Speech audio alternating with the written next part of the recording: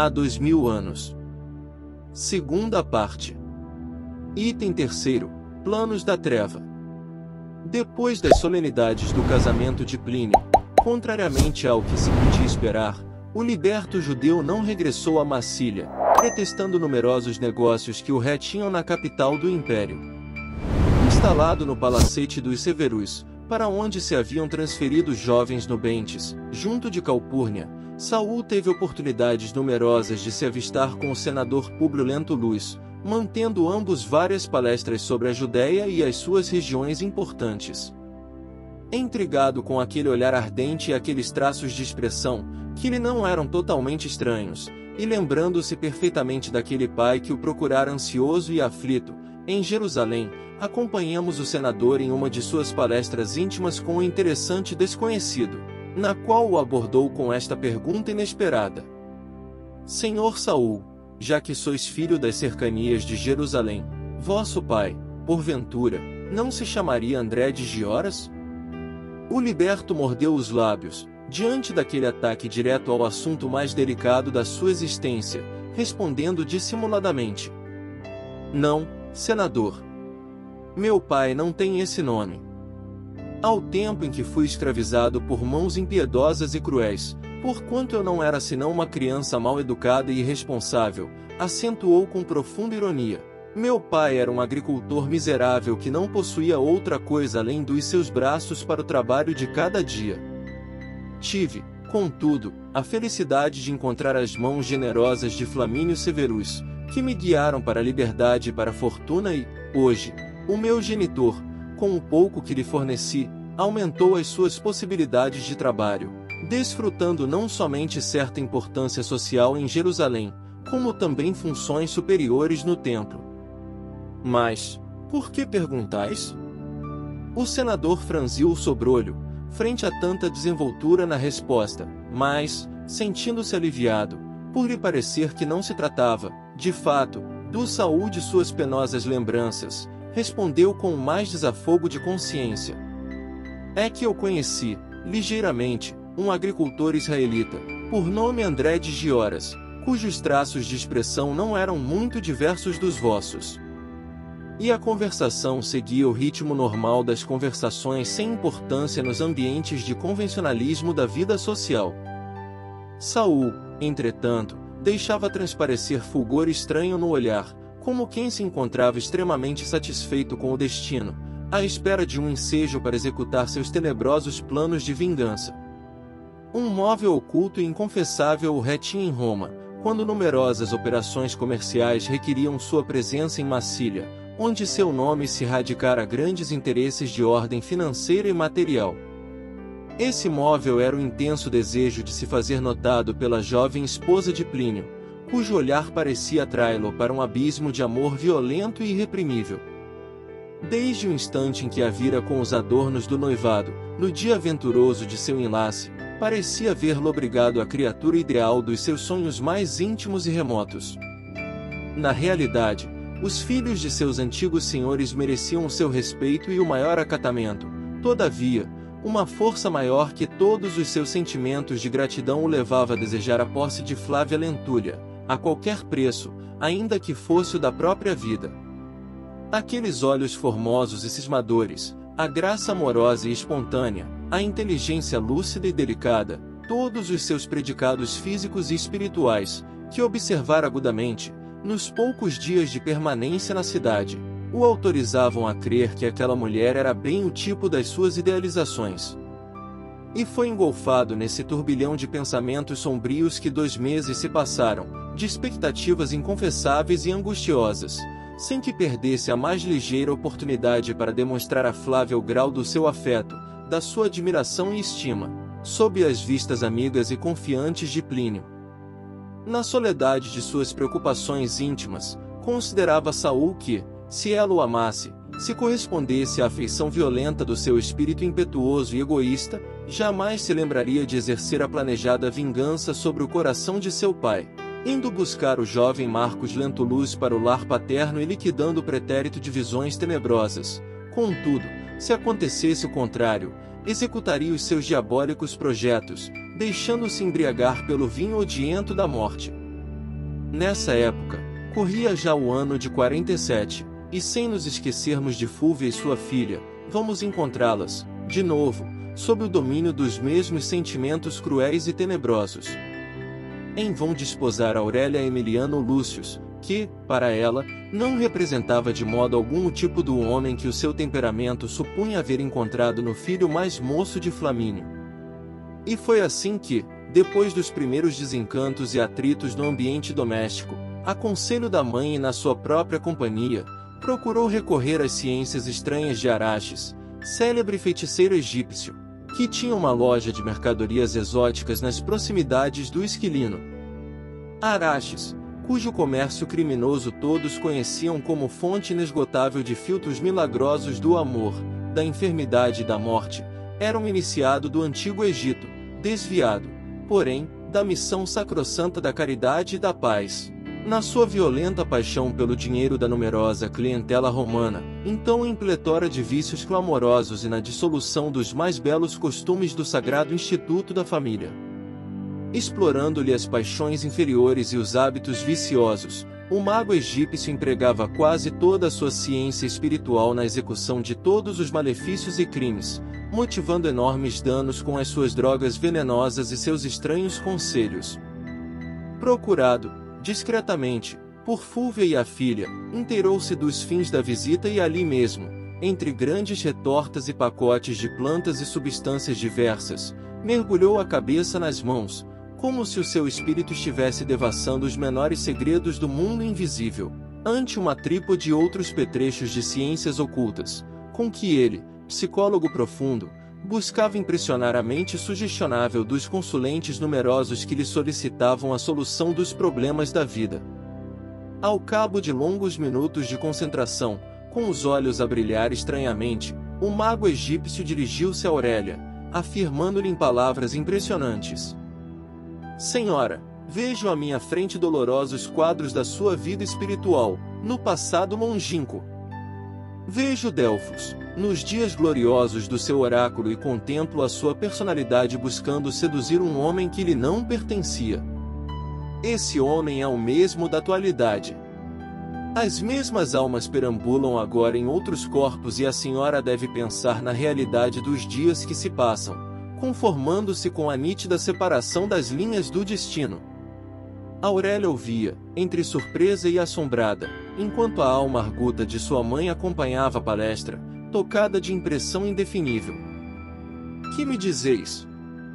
Replicou a jovem senhora, no auge da sua sensibilidade ferida. Outras vidas? Um homem que não me pertencia. Que venha a ser tudo isso? Sim, nosso espírito, neste mundo, redarguiu o feiticeiro, com imperturbável serenidade, tem longa série de existências, que enriquecem o nosso íntimo com o máximo de conhecimento sobre os deveres que nos competem na vida. A senhora já viveu em Atenas e em Delfos, numa grande fase de profundas reflexões em matéria de amor, e, sentindo-se hoje próxima do objeto de suas ardentes e pecaminosas paixões de outrora, julga-se com as mesmas possibilidades de satisfazer seus desejos violentos e indignos. Por aqui, hão passado inúmeras criaturas. A muitas aconselhei perseverança nos propósitos, por vezes injustificáveis e inferiores, mas, para o seu caso, há uma voz que fala mais alto à minha consciência. Se a sua irreflexão for ao ponto de provocar esse homem, em consciência honesta até agora, é possível que o seu coração também inquieto venha a corresponder aos seus caprichos. Contudo, busque não se entregar ao desvario dessa provocação, porque o destino reuniu, agora, a alma gêmea da sua e um caminho áspero de provações amargas os espera no futuro, para a consolidação da sua confiança mútua, da sua afeição e da sua grandeza espiritual. Não se interponha no caminho dessa mulher considerada pelo seu espírito como poderosa rival. Interpor-se entre ela e o esposo seria agravar à senhora as suas próprias penas, porque a verdade é que o seu coração não se encontra preparado para as grandes renúncias santificantes, e aquilo que supõe ser profundo e sublimado amor, nada mais é que capricho prejudicial do seu coração de mulher voluntariosa e pouco disposta a sacrificar-se pelo carinho de companheiro amoroso e leal, mas, sim, a multiplicar os amantes pelo número de suas vontades artificiais. Aurélia estava lívida, ouvindo essas palavras, que considerava atrevidas e injuriosas. Desejava defender-se, mas uma força poderosa parecia comprimir-lhe a garganta, anulando-lhe o esforço das cordas vocais. Fúlvia, porém, tomada de rancor pelas expressões insultuosas daquele homem, tomou a defesa da filha, arguiu-o com energia. Araxes, feiticeiro impudícuo, que queres dizer com estas palavras? Insultas-nos? Poderemos fazer cair sobre tua cabeça o peso da justiça do império, conduzindo-te ao cárcere e revelando à sociedade os teus sinistros segredos. E porventura não os tereis também, nobre senhora? Revidou ele imperturbavelmente, estaríeis, assim, tão sem culpa, para não vacilar em condenar-me? Fúlvia mordeu os lábios, tremendo de ódio e exclamando com fúria. Cala-te, infame!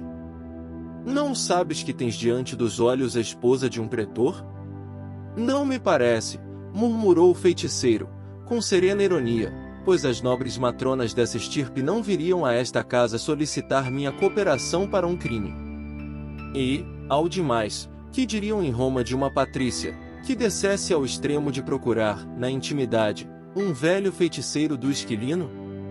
É verdade que muitos males tenho praticado na minha vida, mas, sabem-no todos que assim procedo e não busco a sombra das boas situações sociais para cobertar a hediondez da minha miserável existência. Ainda assim, quero salvar a mocidade de tua filha do lôbrego caminho de tuas perversidades, porque na hipótese de seguir-te a los coleios de víbora, na senda de esposa criminosa e infiel, seu único fim será a prostituição e o infortúnio, rematados com a morte ignominiosa na ponta de uma espada.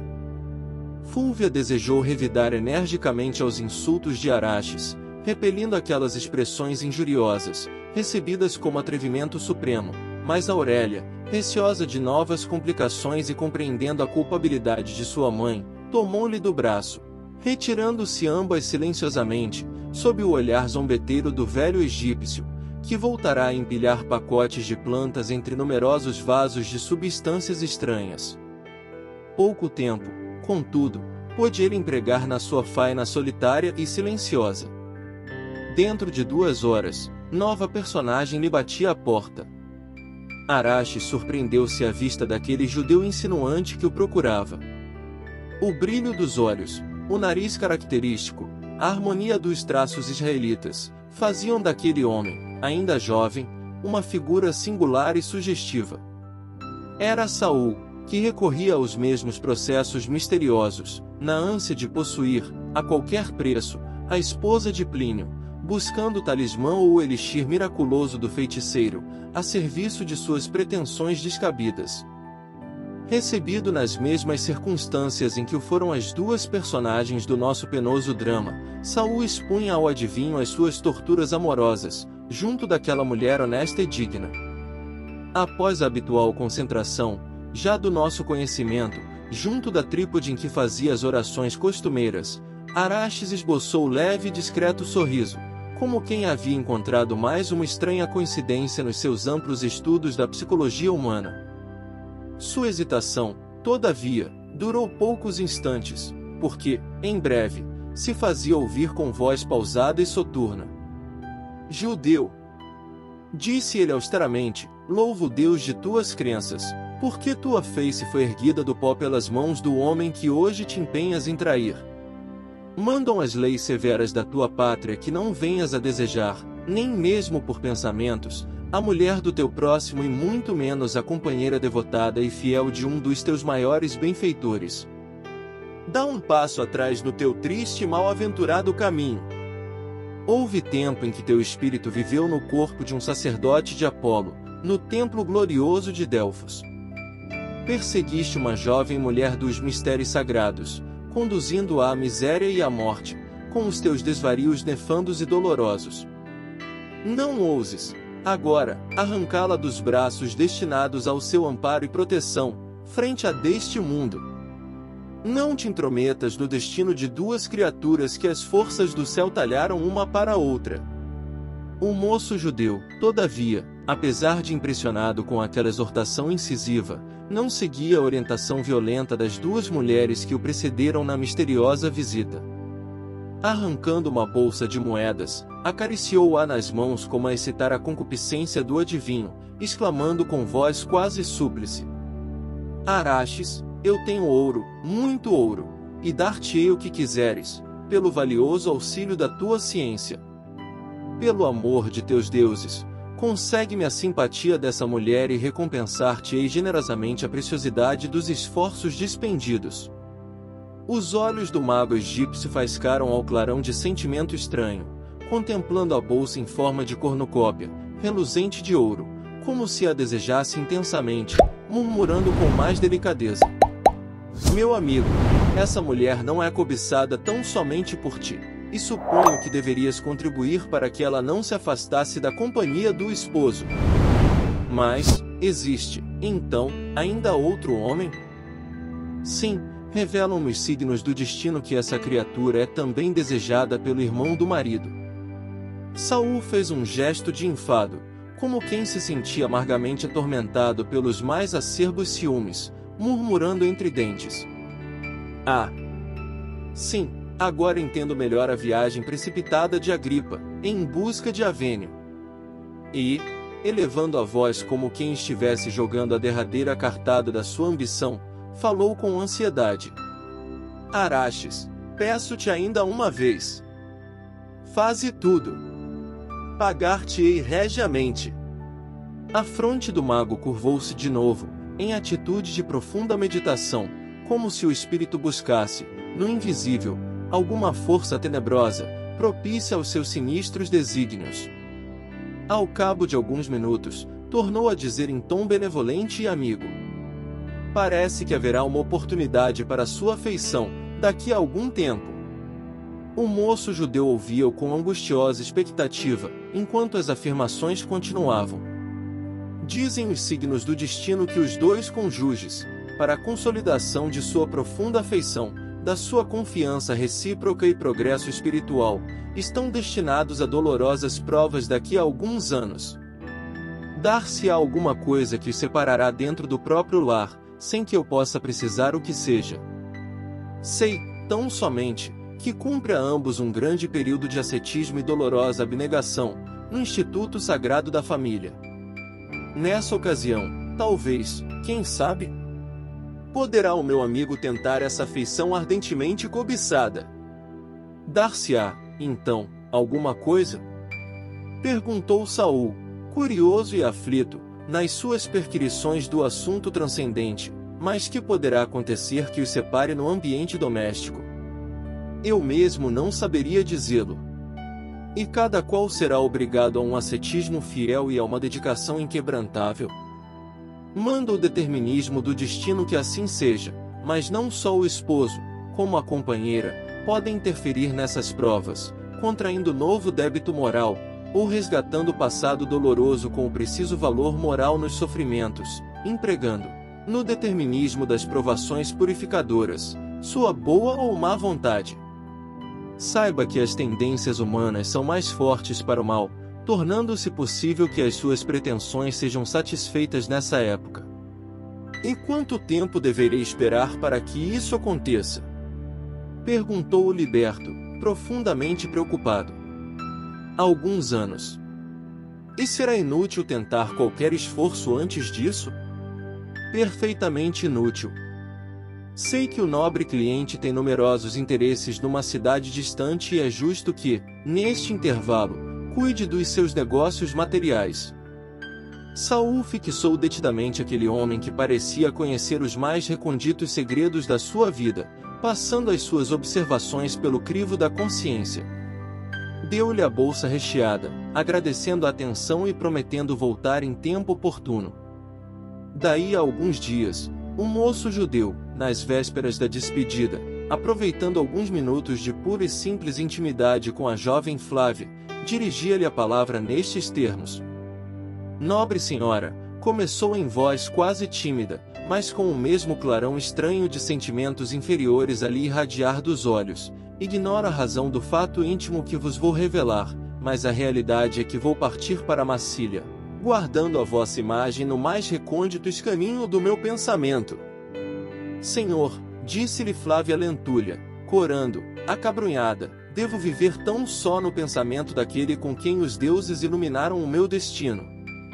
Nobre Flávia, revidou o judeu arguto, percebendo que o golpe era prematuro e inoportuno, minha admiração não se prende a qualquer sentimento menos digno. Para mim, sois duplamente respeitável, não somente pela vossa alta condição de patrícia, como também pela circunstância de serdes a companheira de um dos maiores benfeitores de minha vida. Ficai tranquila quanto às minhas palavras, porque em meu coração só existe o mais leal interesse pela vossa felicidade pessoal, junto do digno esposo que escolhestes. Sinto por vós o que um escravo deve sentir por uma benfeitora de sua existência, já que, na minha triste condição de liberto, não posso apresentar-me à vossa generosidade com as credenciais de irmão que muito vos venera e estima. Está bem, senhor Saul, disse a jovem, mais aliviada, meu marido vos considera como irmão muito caro e eu me honro de associar-me aos seus sentimentos. Muito vos agradeço, exclamou Saul, fingidamente, e já que me entendeis tão bem o pensamento fraterno, é com interesse de irmão que me dirijo à vossa alma generosa para prevenir-vos de um perigo. Um perigo? Perguntou Flávia, aflita. Sim. Falo-vos confidencialmente, solicitando que guardeis o máximo segredo desta confidência fraternal. E, enquanto a jovem o escutava com a maior atenção, Saul continuou com as suas pérfidas insinuações. Sabeis que Plínio foi quase noivo da filha do pretor Salvio Lento Luís, vosso tio, hoje casada com Emiliano Lúcius? Sim, replicou a pobre senhora, de alma oprimida. Pois devo avisar, como irmão, que vossa prima Aurélia, a despeito dos seus austeros compromissos matrimoniais, não renunciou ao homem de suas antigas preferências. Hoje fui cientificado, por um amigo, de que ela tem recorrido a diversos feiticeiros de Roma, com o fim de reaver o seu afeto de outrora, a qualquer preço. Ouvindo essas pérfidas palavras, Flávia Lentulha experimentou o primeiro espinho da sua vida conjugal, sentindo-se intimamente torturada pelo mais acerbo ciúme. Plínio resumia todo o seu idealismo e toda a sua felicidade de mulher jovem. Depositara no seu coração todos os sonhos femininos, todas as suas melhores e mais florentes esperanças. Assaltada pela primeira contrariedade da sua vida social, na grande cidade de seus pais, sentia, naquele instante, a sede devoradora de um esclarecimento amigo, de uma palavra carinhosa que viesse restabelecer o equilíbrio do coração, agora turbado pelos primeiros dissabores. Faltava-lhe alguma coisa que pudesse completar as nobres qualidades do seu coração de mulher, alguma coisa que devia ser a atuação materna na sua educação, porque Públio Lento Luís, na sua cegueira espiritual, lhe moldara o caráter no orgulho da estirpe, nas tradições vaidosas dos antepassados, sem desenvolver as suas qualidades de ponderação, que a influência de Lívia criaria, certo, para notáveis florações do sentimento.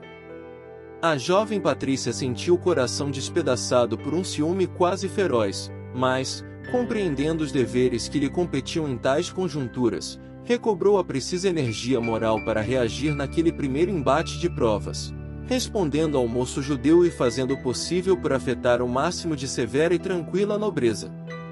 Agradeço, penhorada, o interesse de vossa comunicação. Todavia, nada me autoriza a suspeitar da consciência retilínea de meu esposo, mesmo porque Plínio resume todos os meus ideais de esposa e de mulher.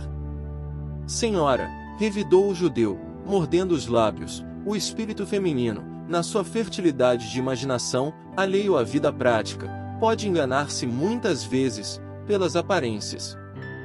Folgo de ouvir-vos e louvo a vossa ilimitada confiança, porém, quero ficais convencida de que, a qualquer tempo, encontrareis em mim um sincero defensor da vossa felicidade e das vossas virtudes. Isso dizendo, Saul de Gioras apresentou atenciosas despedidas, deixando a pobre moça com as suas impressões de surpresa e amargura. Os primeiros infortúnios haviam atingido a vida conjugal de Flávia Lentulha, sem que ela soubesse conjurar o perigo que ameaçava a sua ventura para sempre. Nessa noite, Plínio Severus não encontrou em casa a criatura mimosa e adorável da sua dedicação e do seu amor profundo. Na intimidade da alcova, encontrou a companheira cheia de recriminações descabidas e importunas, tocada de tristezas amarguradas e incompreensíveis, verificando-se entre ambos os primeiros atritos que podem arruinar para sempre, no curso de uma vida.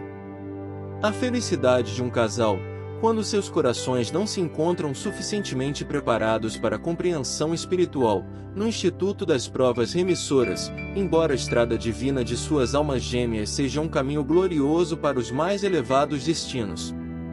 Em breves dias, Saul regressava a Massília, esperançoso de concretizar algumas realizações de ordem material, de modo a regressar a Roma no menor espaço de tempo. E a vida das nossas personagens continuava, na capital do Império, quase com a mesma fisionomia de sempre. O senador Lentulus prosseguia engolfado nas suas cogitações de ordem política, procurando, sempre que possível, a residência da filha, onde mantinha as mais longas palestras com Calpurnia, sobre o passado e as necessidades do presente. Quanto a Lívia, afastada compulsoriamente da filha, pela força das circunstâncias, longe de sua melhor amiga de outros tempos, pela incompreensão, e prosseguindo distante do esposo no ambiente dos seus afetos mais íntimos, refugiara-se na dedicada amizade de Ana, nas preces mais fervorosas e sinceras. Diariamente, ambas procuravam orar, em dolorosa soledade, ao pé daquela mesma cruz grosseira que lhes dera Simeão no instante extremo. Muitas vezes, ambas, em êxtase, notavam que o pequenino madeiro se tocava de luz tenuíssima, ao mesmo tempo que lhes parecia ouvir longe, no santuário do coração e dos pensamentos, exortações singulares e maravilhosas. Afigurava-se-lhes que a voz branda e amiga do apóstolo da Samaria voltava do reino de Jesus para ensinar-lhes a fé, o cumprimento do dever de caridade fraterna, a resignação e a piedade. Ambas choravam, então, como se nas suas almas sensíveis e carinhosas vibrassem as harmonias de um divino prelúdio da vida celeste. Nessa época, instruída por alguns cristãos mais humildes, Ana cientificou a senhora das reuniões nas catacumbas.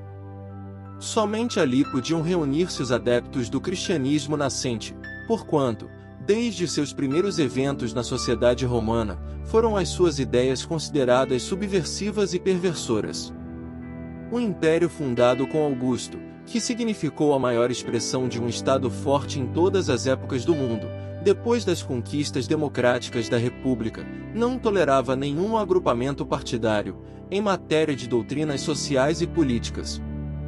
Verificava-se em Roma o mesmo que hoje com as nações modernas, a oscilarem entre as mais variadas formas governamentais, ao longo do eixo dos extremismos e dentro da ignorância do homem, que teime em não compreender que a reforma das instituições tem que começar no íntimo das criaturas.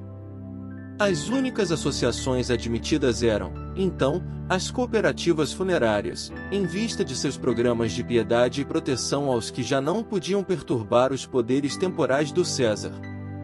Perseguidos pelas leis, que lhes não toleravam as ideias renovadoras, encarados com aversão pelas forças poderosas das tradições antigas, os adeptos de Jesus não ignoravam a sua futura posição de angústia e sofrimento. Alguns editos mais rigorosos os compeliam a ocultar a manifestação de crença, embora o governo de Cláudio procurasse, sempre, o máximo de ordem e equilíbrio, sem grandes excessos na execução dos seus desígnios. Alguns companheiros mais esclarecidos na fé advogavam publicamente as suas teses, em epístolas ao sabor da época, mas, muito antes dos crimes tenebrosos de Domício Nero, a atmosfera dos cristãos primitivos era já de aflição, angústia e trabalhos penosos. Desse modo, as reuniões das catacumbas efetuavam-se periodicamente, nada obstante o seu caráter absolutamente secreto. Grande número de apóstolos da Palestina passavam em Roma, trazendo aos irmãos da metrópole as prédicas mais edificantes e consoladoras.